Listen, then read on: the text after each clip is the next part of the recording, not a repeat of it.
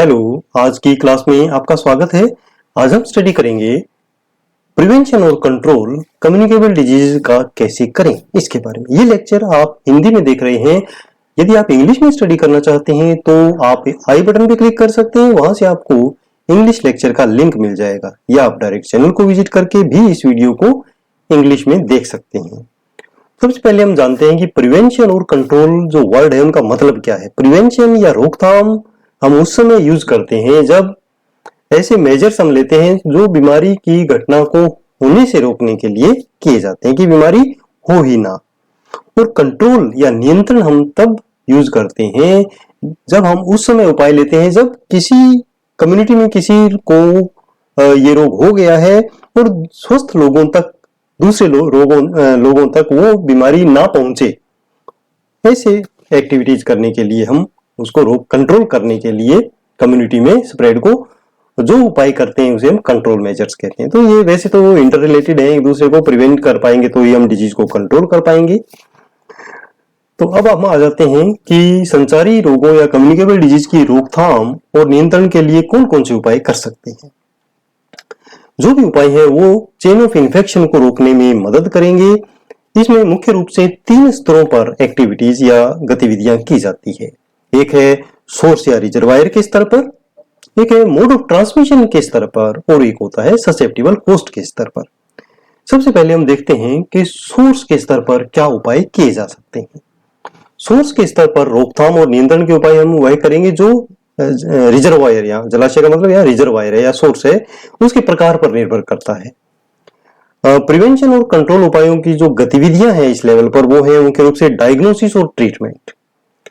सबसे पहले हमें बीमारी के जो भी बीमारी आई है कम्युनिटी में उसका डायग्नोसिस प्रॉपर सही करना जरूरी है और जल्दी से जल्दी उसका इलाज करना जरूरी है, क्योंकि इससे क्या होगा, ये तो एक्सपोजर का समय कम हो जाएगा हेल्दी लोगों के साथ उनका, और जल्दी जल्दी ट्रीट हो जाएंगे तो कम्युनिटी में उसका जो कॉन्टेक्ट पीरियड है वो कम हो जाएगा।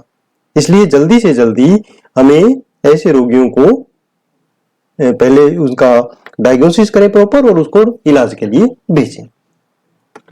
दूसरा है स्क्रीनिंग। स्क्रीनिंग से तात्पर्य ऐसे व्यक्तियों में संक्रमण का पता लगाने से जिनमें सामान्यतया कोई लक्षण दिखाई नहीं दे रहे हैं, ताकि जल्दी से जल्दी उनको अलग किया जा सके और ट्रीटमेंट शुरू किया जा सके। यह हम स्क्रीनिंग टेस्ट के माध्यम से कर सकते हैं, विशिष्ट परीक्षणों के माध्यम से स्क्रीनिंग कर सकते हैं। एग्जाम्पल हम ले सकते हैं कि जैसे जो ट्यूबरक्लोसिस के पेशेंट है उनके स्क्रीनिंग के लिए एक्सरे या स्पूटम टेस्ट करवा सकते हैं। आइसोलेशन, किसी भी संक्रामक बीमारी का पता लगने के बाद हमें स्वस्थ लोगों में ये बीमारी फैलने से रोकने के लिए उस मरीज का आइसोलेशन करना जरूरी है। तो उससे क्या होगा कि वो व्यक्ति जो वो रोगी है वो हेल्दी लोगों के संपर्क में नहीं आएगा और ये बीमारी फैलने से रुक जाएगी। उसके बाद आता है रिपोर्टिंग। रिपोर्टिंग का मतलब है कि जो भी स्पेसिफिक नोटिफाइबल डिजीज है उसको समय से हायर अथॉरिटीज को रिपोर्ट करना, ताकि वो जल्दी से जल्दी प्रिवेंटिव एंड कंट्रोल मेजर्स वहां पर लागू कर सकें। कलिंग भी एक सिस्टम है। कलिंग का मतलब है कि जब रिजर्वायर जो है वो यदि संक्रमित जानवर है जैसे बर्ड फ्लू, तो ऐसी कंडीशन में जल्दी से जल्दी उनको सोर्स को ही समाप्त कर दिया जाता है, यानी उन्हें मार दिया जाता है। तो इसको हम कलिंग कहते हैं। ज्यादातर बर्ड फ्लू के केसेस में जो भी मुर्गियां हैं या जो पालतू पक्षी हैं उन्हें डिस्ट्रॉय कर दिया जाता है ज्यादातर केसेस में। उसके बाद आता है कि at mode of transmission level, यानी मोड ऑफ ट्रांसमिशन के लेवल पर हम क्या क्या उपाय कर सकते हैं। जो भी गतिविधियां हैं रोग को कम्युनिकेबल डिजीज को रोकने के लिए या कंट्रोल करने के लिए, वो इस बात पर निर्भर करती है कि मोड ऑफ ट्रांसमिशन क्या है। जैसे यदि mode of transmission direct contact है तो हमें डायरेक्ट कॉन्टैक्ट को रोकने के लिए विशेष उपायों की आवश्यकता पड़ती है, जैसे सोशल डिस्टेंसिंग या सामाजिक दूरी, हाथों की स्वच्छता, बार बार हाथों को धोना या सैनिटाइजर का यूज करना, श्वसन शिष्टाचार यानी मास्क लगाना, छींकना या खांसना वो कवर करके या अपनी जो फोल्डेड आर्म है उसके अंदर या हैंकी का यूज करके, तो इनको हम कहते हैं श्वसन या कफ शिष्टाचार। और भीड़ भाड़ वाली जगहों में जाने से बचना।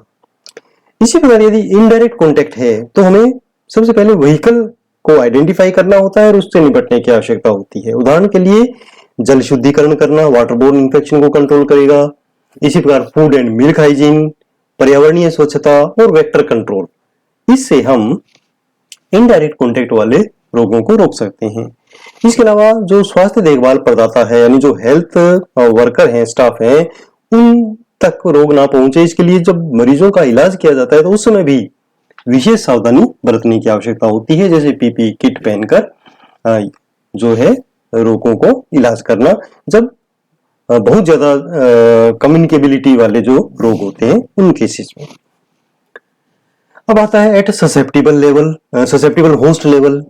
ससेप्टिबल होस्ट लेवल पर मुख्य रूप से हम 3 तरीकों से रोगों को कंट्रोल या प्रिवेंट कर सकते हैं। सबसे पहला आता है वैक्सीनेशन। टीकाकरण से तात्पर्य है कि विशेष टीके से रोके जाने वाले रोगों के प्रति जो ससेप्टिबल होस्ट है उसको इम्यूनाइज करना। इसके लिए जैसे वो एग्जांपल हम ले सकते हैं कि कोविड-19 के खिलाफ एक सबसे बड़ा हथियार बनकर उभरा है कोविड-19 टीकाकरण, और उससे क्या होगा कि कोविड-19 से बच सकते हैं या गंभीर स्थिति में जाने से बच सकते हैं। उसके बाद आता है कीमोप्रोफाइलेक्सिस। कीमोप्रोफाइलेक्सिस क्या होता है कि उसकी जो ड्रग्स हैं, मेडिसिन हैं, वो रोगी ससेप्टिबल होस्ट को देना, और ये स्पेशली उस समय उपयोग में किया जाता है जब एक नॉन एंडेमिक एरिया से यदि कोई व्यक्ति किसी डिजीज के एंडेमिक एरिया में विजिट करता है तो उसे वो मेडिसिन दी जा सकती हैं, स्पेशली मलेरिया केसेस में, तो इसे हम कहते हैं कीमोप्रोफाइलेक्सिस। उसके बाद आता है मेंटेनिंग अ हेल्दी लाइफस्टाइल। ये सबसे बेस्ट उपाय है कि एक स्वस्थ जीवन शैली को बनाए रखना, उचित पोषण लेना, रूटीन वॉकिंग करना, मॉर्निंग वॉक, इवनिंग वॉक, आराम पर्याप्त हो, नींद पर्याप्त ले व्यक्ति, एक्सरसाइज रूटीन करे, धूम्रपान और शराब आदि से बचें। तो ये क्या होते हैं, हेल्दी लाइफस्टाइल होती है। तो ये किसी भी व्यक्ति के एक जनरल हेल्थ में सुधार करता है और प्रतिरक्षा प्रणाली को भी प्रभावी तरीके से कामकाज करने के लिए सपोर्ट करता है और संक्रमण के विरोध को बढ़ाता है। तो इन सब उपायों से हम रोग को प्रिवेंट और कंट्रोल कर सकते हैं, स्पेशली कम्युनिकेबल डिजीजेस को। ऐसे ही उपयोगी वीडियोस देखने के लिए आप चैनल को सब्सक्राइब करना ना भूलें, फेसबुक पेज को लाइक कर सकते हैं और अपने नोट्स बनाने के लिए विजिट करें mynursingstudents.blogspot.com। यहाँ पर आपको सारा कंटेंट मिल जाएगा। फॉलो कर सकते हैं मुझे ट्विटर पर, इंस्टाग्राम पर और Facebook group nursing notes join कर सकते हैं। धन्यवाद। आपका दिन शुभ हो।